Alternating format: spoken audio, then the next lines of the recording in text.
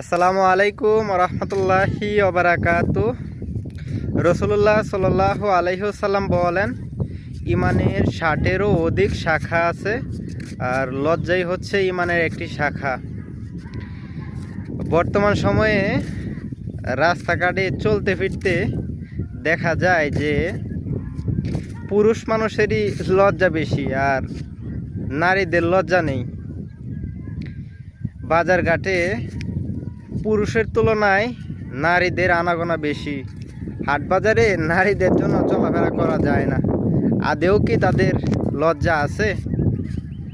তাদের যারা গার্ডিয়ান আছে, ভাই কিংবা স্বামী, তারা কি আসলেও পুরুষ? যারা তাদের বাবা আছে, সন্তান জন্ম দিলেই বাপ হয়ে যায় না, ক্ষমতার নাম বাপ।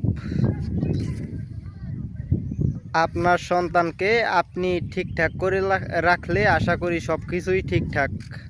বলবেন না দুনিয়া খারাপ, সমাজ খারাপ, কিংবা জামানা এমন চলতেছে।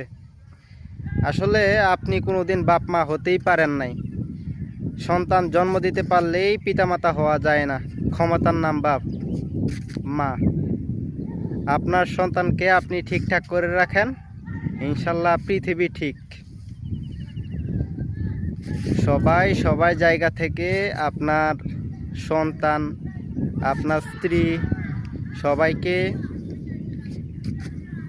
আপনার অধীনে যারা আছে সবাইকে ঠিকঠাক রাখার চেষ্টা করবেন আপনার নিজ দায়িত্বে। এটা আপনার কর্তব্য, এই দায়িত্ব আপনার পালন করতেই হবে।